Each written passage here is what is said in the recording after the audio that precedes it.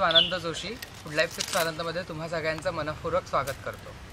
मंडळी, आज मी तुम्हाला जो पदार्थ दाखवणार आहे तो पारंपरिक आहेच, पण त्याचबरोबर आज मी तुम्हाला तो पूर्ण दाखवणार आहे। पूर्ण म्हणजे कसा, तर आज आपण करणार आहोत भाजणीचे वडे। तर त्या वड्याच्या भाजणीपासून ते पूर्ण वड्यापर्यंत आज मी तुम्हाला रेसिपी दाखवणार आहे। त्या भाजणीत कुठले कुठले इन्ग्रेडियंट्स असतात, काय काय घालायचं, हे सगळं मी आजच्या या व्हिडिओत सांगितलं आहे। नक्की व्हिडिओ शेवटपर्यंत बघा, म्हणजे तुम्हाला सगळ्या टिप्स ट्रिक्स त्याच्यातनं मिळतील। चला आपण साहित्य बघूया।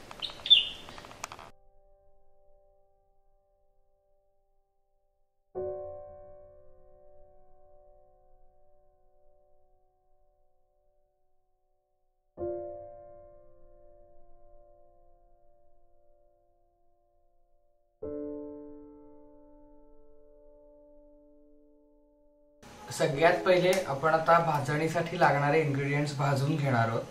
ही भाजणी थोडीशी वेगळी असते, थालीपीठाच्या भाजणीसारखी नसते। थालीपीठाच्या भाजणीत आपण ज्वारी, बाजरी, गहू हे सगळे पदार्थ वापरतो, पण वडा करण्यासाठी मी थोडीशी वेगळी भाजणी करतो। तर त्याची पण रेसिपी आज मी तुम्हाला दाखवणार आहे वड्याबरोबरच। तर त्याच्यासाठी इथे मी घेतलेत अर्धा किलो तांदूळ। हे आपल्याला मंद आचेवरती भाजून घ्यायचे, ते मी याच्यात घालून घेतो।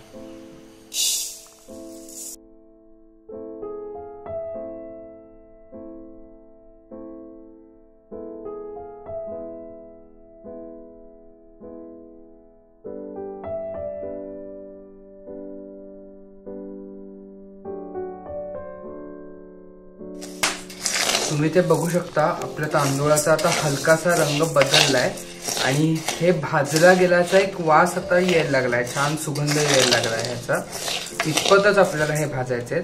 आता मी हे उतरवणार आहे आणि ह्या सुपामध्ये काढून घेणार आहे।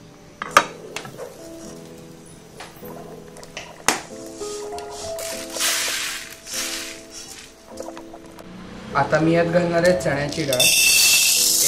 अर्धी वाटी चण्याची डाळ घेतली, ती पण आपल्याला अशीच रंग बदलेपर्यंत भाजून घ्यायची।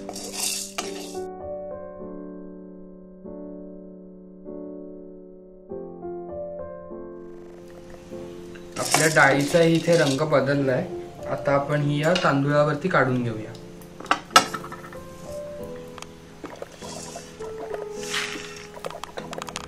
आता मी इथे घेतले पाव वाटी उडदाची डाळ आणि पाव वाटी मुगाची डाळ। ह्या दोन्ही डाळी पण आपल्याला छान भाजून घ्यायच्या।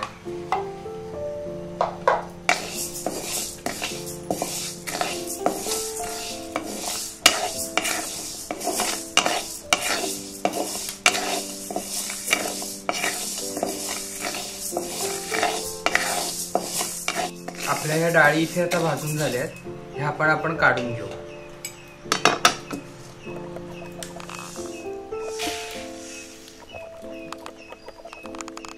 आता आपण याच्यात घालणार आहोत 2 चमचे धने आणि 1 चमचा मी घेतलाय जिरं। हे आपल्याला फक्त तापवून घ्यायचंय, ह्याला खूप भाजायचं नाहीये। 1-2 मिनिटं फक्त आपण ह्याला हलवून घेऊया।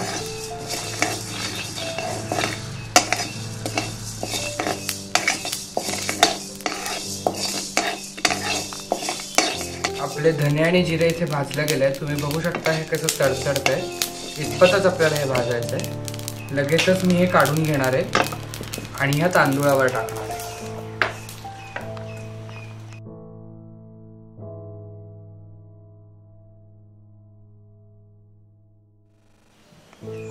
आता हे जे सगळे इन्ग्रेडियंट्स आपण भाजून घेतलेत, हे पूर्णपणे आपल्याला गार करून घ्यायचे। साधारण एक अर्धा दिवस लागतो।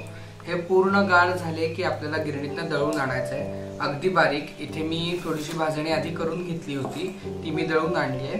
तुम्ही इथे बघू शकता हे किती बारीक आहे। इतपत आपल्याला हे बारीक करून आणायचं आहे आणि आता आपण ह्या भाजणीचे वडे करणार आहोत। भाजणीचे वडे करण्यासाठी सगळ्यात आधी मी एकीकडे गरम पाणी करायला ठेवलंय। आपल्याला हे पीठ मळण्यासाठी गरम पाण्याचा वापर करायचा आहे, त्यामुळे मी एकीकडे गरम पाणी करायला ठेवलंय। आता ही जी भाजणी आहे त्यातली 2 ते 3 वाट्या भाजणी आपण काढून घेऊया।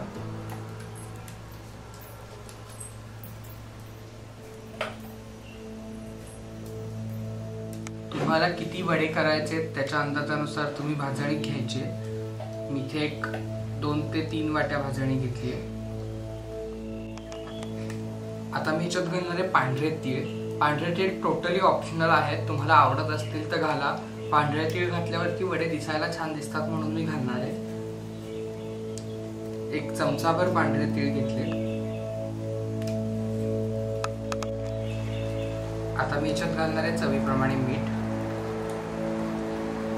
इथे मी घेतलंय 1 चमचाभर लाल तिखट. त्यानंतर 1 अर्धा चमचा आपण घालणार आहोत हळद. पाव चमचा मी इथे घेतलाय हिंग.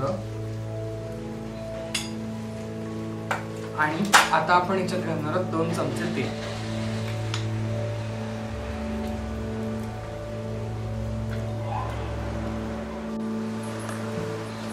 आपल्या पाण्याला पण एकीकडे आधण आलंय.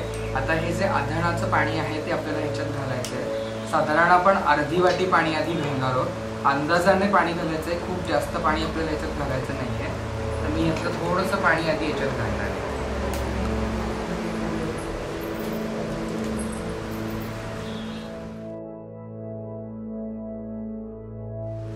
आता आपण हे ह्या काविलथ्याने सगळं मिक्स करून घेऊया. तुम्ही इथे बघू शकता ह्याला थोडं पाणी आपल्याला कमी वाटतंय. आता मी थोडंसं पाणी आणखीन ऍड करणार आहे. असंच जसं लागेल तसं थोडं थोडं पाणी आपल्याला याच्यात घालायचं.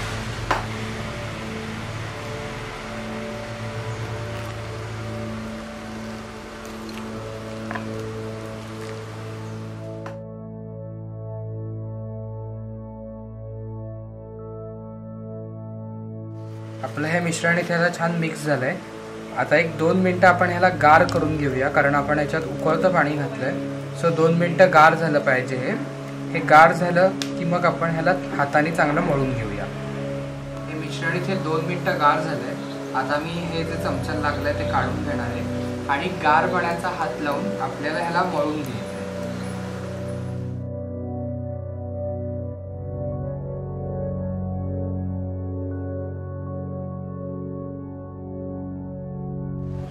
इथे बघू शकता हा जो गोळा आहे तो मी इथे गार पाण्याचा हात लावून छान मळून घेतलाय. हा आता असाच घट्टसर मळायचा आहे. आता आपण ह्याला 10 ते 15 मिनिटं रेस्ट करायला ठेवणार आहोत. ह्याचं कारण असं की ह्याच्यात जे आपण जिन्नस घातले ते छान मुरले पाहिजे. त्याच्यात 15 मिनिटं आपण ह्याला रेस्ट करायला ठेवूया. 15 मिनिटानंतर हा गोळा परत थोडासा सुका होईल. परत आपण ह्याला मळून मग आता आपण वडे करणार आहोत. आपलं वड्याचं पीठ रेस्ट होतंय तोवर आपण ह्या वड्यांची खायला एक चटपटीत चटणी करूया. तर त्याच्यासाठी मी इथे घेतलाय 1 वाटी भरून ओला नारळ. तो मी या मिक्सरच्या भांड्यात काढून देतो. आता आपण याच्यात घालूया लसूण. 6 ते 7 पाकळ्या लसणीच्या मी याच्यात घालणार आहे. त्यानंतर इथे मी 2 लाल मिरच्या घेतल्यात, त्याचे तुकडे करून घेतलेत, ते आपण घालूया. आता मी यात घालणार आहे चवीपुरतं मीठ. इथे मी घेतले अर्धा चमचा साखर. ऑप्शनल आहे, मी नाही घातली तरी चालेल. आणि थोडासा चटपटीतपणा येण्यासाठी मी इथे घेतली आमचूर पावडर. 1 अर्धा चमचा मी याच्यात घालणार आहे आमचूर पावडर. तुमच्याकडे जर आमचूर पावडर नसेल तर तुम्ही याच्यात लिंबू सुद्धा पिळू शकता. आता झाकण लावून आपण ह्याची चटणी वाटून घेऊया. तुम्ही इथे बघू शकता इथे मी छान चटणी वाटून घेतली आहे. आता आपण वडे करायला घेऊया. वडे तळण्यासाठी मी एकीकडे तेल तापायला ठेवलंय. आता हे जे आपण रेस्ट करत ठेवलेलं पीठ होतं ते आपण मळून घेऊया आणि मग त्याचे वडे थापूया. आता मी याच्यात थोडंसं गार पाणी घालून हे पीठ सैल करून घेणार आहे. मगाशी आपण हे घट्ट भिजवलं होतं, आता आपल्याला हे सैल करून घ्यायचं.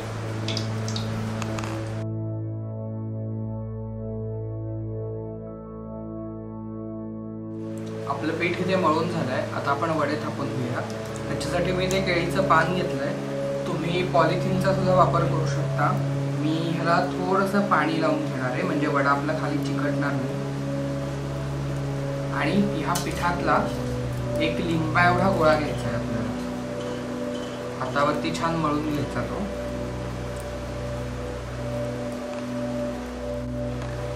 आपण ह्याचा वडा थापून घेऊया. खूप जास्त पातळ पण नाही करायचा आणि खूप जाड पण नाही ठेवायचा, नाहीतर तो फुगणार नाही. इथे तुम्ही बघू शकता हा परफेक्ट साईज आहे. आणि ह्याला आपण मध्ये होल करूया.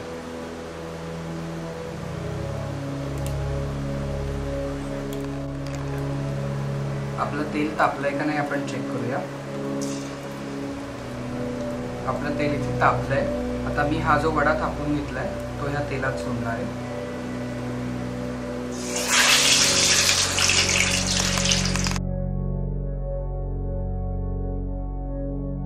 एका बाजूने आपला हा वडा आता झालाय. आता मी हा पलटून घेतो.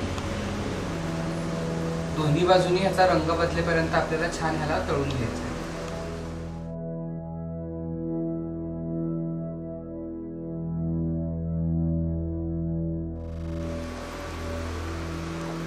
आपला वडा इथे तयार आहे.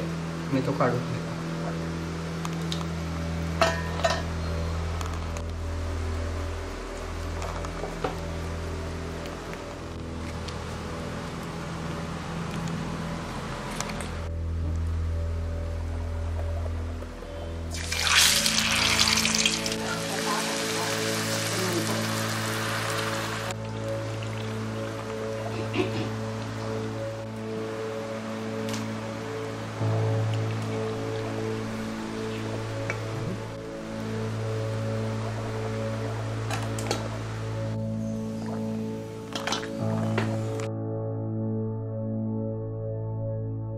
आपले भाजणीचे वडे इथे तयार आहेत. तुम्ही बघू शकता एकूण एक वडा आपला फुगलाय. आता अशाच प्रकारे आपण पुढचे सगळे वडे करून घेऊया.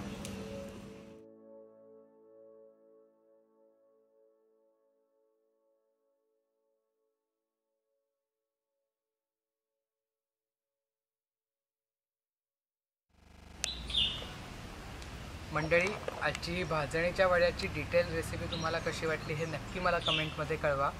लाईक करा, शेअर करा आणि सगळ्यात महत्त्वाचं म्हणजे सबस्क्राईब करायला विसरू नका.